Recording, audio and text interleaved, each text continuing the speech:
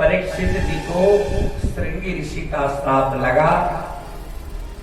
राजा परीक्षित जैसे ही जरासंध से जीती हुई सोने का मुकुट घर जाकर उतारते हैं, ज्ञान हो जाता है और तुरंत प्रायश्चित करना चाहते, हमसे भारी गलती हो गई। ऋषि के आश्रम में जाकर मैंने घोर पाप कर दिया, मरे हुए सर्प को मैंने सम्यक ऋषि के गले में लपेट दिया, पश्चाताप करना चाह रहे हैं। पश्चाताप करते हैं, तब तक सम्यक ऋषि को कोई बालक आकर कहता है, ऋषि बालक, आपके पुत्र श्रृंगी ने राजा परीक्षित को 7वें दिन यही सर्प तक्षक बनकर डसेगा, परीक्षित की मृत्यु हो जाएगी। ये समाचार सुनते ही सम्यक ऋषि हाहाकार करते हैं, ये तुमने क्या कर दिया। प्रजा पालन में तत्पर परीक्षित जो गर्भ में ही भगवान का दर्शन कर लिए थे, सुदर्शनधारी नारायण का दर्शन कर लिए थे, जो हर जीव में भगवान को खोजे, उसी का नाम परीक्षित। परीक्षित व्याकुल है, प्रायश्चित करना चाहते हैं। तब तक ऋषि बालक जाकर कहता है, महाराज की जय हो, आपको श्राप लग गया है, 7वें दिन आपको मरना है, ये सूचना मिल जाती है। सूचना पाकर अपने आप को धन्य मानते हैं। देखिए, हर जीव परीक्षित है और परीक्षित नाम सार्थक तभी है जब इस माया से परे होकर जिसके लिए हम जन्म लिए उन्हें प्राप्त करने का प्रयास करें। लेकिन जीव तो भटक जाता है माया बस,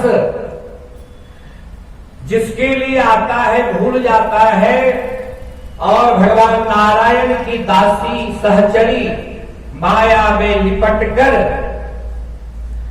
जो मुख्य बिंदु है भगवान के नाम का स्मरण, उसको भूल जाता है और क्रोध, लोभ, ईर्ष्या, द्वेष, मत्सर, पाखंड इत्यादि जंजाल में फंसकर जीवन को व्यतीत कर देता है। अंत समय में कोई उपाय नहीं आता।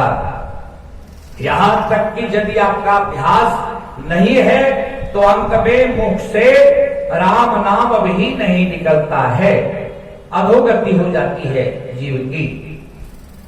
परीक्षित की तरह हम सबों को भी 7वें दिन ही मरना है। कोई जीव 8वां दिन नहीं बना है जो मरेगा, इसी 7 दिन में सबको मरना है। व्याकुल है और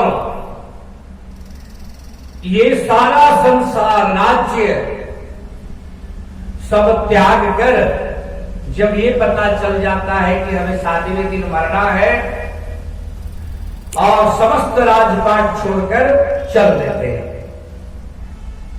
गंगा के तट पर जाते हैं। 88,000 स्वर्गादि ऋषि उपस्थित है, जाकर सबको अपना कष्ट सुनाते हैं, प्रणाम करते हैं। सभी 88,000 स्वर्गादि ऋषि देखते हैं ये दिव्य महापुरुष कोई चक्रवर्ती सम्राट है जो दुखी है। एक एक से सबको सब पूछते हैं क्या कारण हो सकता है।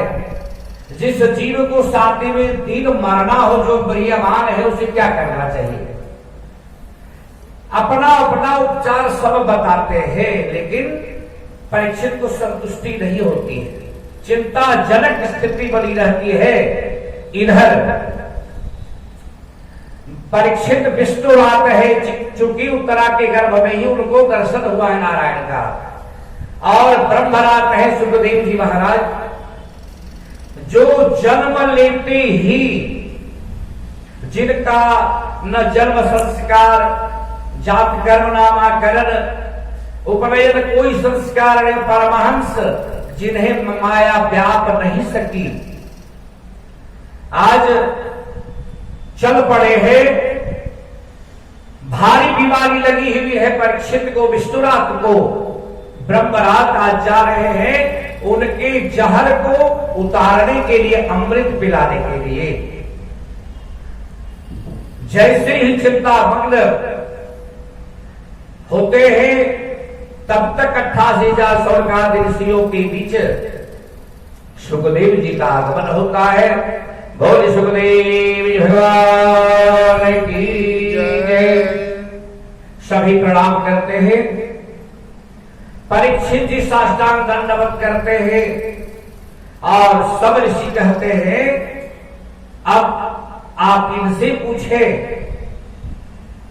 अब आपका कोई कष्ट नहीं रहेगा।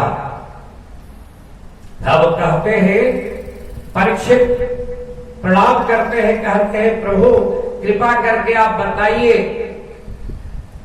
7 दिन में मरने वाले जीव को क्या करना चाहिए, कैसे मुक्ति हो, कैसे ये जहर उतरे। कृपा करके म्रियमान जीव के लिए आप उपाय बताइए। यदि बीमारी बड़ी हो, छोटा चिकित्सक भी हो, नाड़ी पकड़कर कह दे ये तो छोटी सी बीमारी है, तो क्या होगा, भारी रोग होने पर भी असाध्य नहीं होता और लगता है कि वे जल्दी ठीक हो जाऊंगा। सुखदेव जी महाराज कहते हैं आपके वंश में तो धर्मार्थ धर्मज्ञ थे, प्रतापी थे, चक्रवर्ती थे। आपके ही वंश में खटवांग राजा हुए जो मात्र 2 घड़ी में ही जिनकी मुक्ति हो गई। आपके पास तो 7 दिन है। आप चिंता मत करो महाराज, आपका सब कष्ट दूर हो जाएगा, आपकी बीमारी ठीक हो जाएगी। परीक्षित बिल्कुल संतुष्ट हो जाते हैं। आज सुखदेव जी का मिलन होता है परीक्षित जी से। परीक्षित जी आनंदित होकर और ये सुखदेव जी महाराज शुक्रताल में बरगद वृक्ष पर बैठ करके, तट पर बैठ करके आसन जमा करके परीक्षित को कथा श्रवण करा रहे हैं। परीक्षित प्रश्न करते हैं कि महाराज 7 दिन में मरने वाले जीव को क्या करना चाहिए। तो सुखदेव जी महाराज कहते हैं वरीयाने सत्ते प्रश्नः कृते लोकहितं नृप आत्मवित् सम्मतः पुंसां श्रोतव्यादिशयः परः। आपका हे राजन, आपका प्रश्न वरीयान है, अर्थात बहुत भारी प्रश्न है, श्रेष्ठ प्रश्न है जो आप लोकहित के लिए आप प्रश्न किए। लोकहित का मतलब कि 7 दिन सबको मरना है, तो मरने वाले जीव को क्या करना चाहिए, ये आपने बहुत उत्तम प्रश्न किया। और सुखदेव जी कथा श्रवण कराने लगते हैं बैठा करके। पहले वक्ता के बारे में और श्रोता के बारे में सूत जी कह रहे हैं शौनकादि ऋषियों को यह कथा। कौन?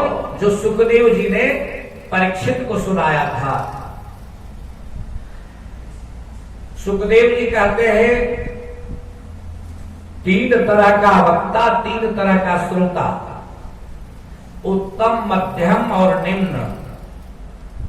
इस भागवत महापुराण में 3 वक्ता हैं, 3 श्रोता हैं। उत्तम श्रोता और उत्तम वक्ता। उत्तम वक्ता कौन है? सुखदेव जी महाराज, जिन्हें माया छू नहीं सके, जो बिल्कुल माया से परे, जो संसार के हित की बात, जिन्हें संसार से कोई विरक्त है, परिग्रह संत है। और परीक्षित जी भी सब काम वासनाओं को त्याग दिए।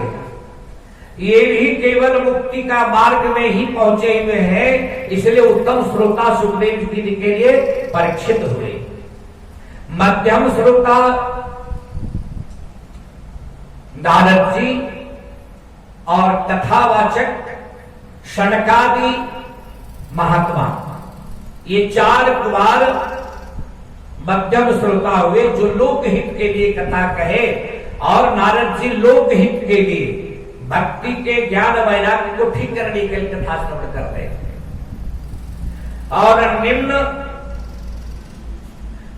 सूत जी और 88,000 शौनकादि जो जीवों के कल्याण के लिए कथा श्रवण कर रहे हैं, उत्तम मध्यम और निम्न श्रोता के बारे में और वक्ता के बारे में बताते हैं।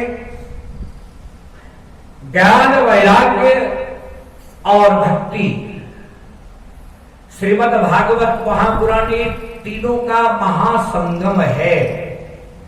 जब तक ज्ञान नहीं, कभी कहीं ज्ञान में अज्ञानता में हम अनुष्ठान नहीं कर सकते ज्ञानतावश, इसके लिए ज्ञान की आवश्यकता होती है। ज्ञान की पराकाष्ठा होने पर ही भक्ति महारानी जगती है, तब मन में वैराग्य उत्पन्न होता है, तब भगवान में भक्ति लगती है। अब आगे जो है सृष्टि के बारे में बताने लगते हैं। सुखदेव जी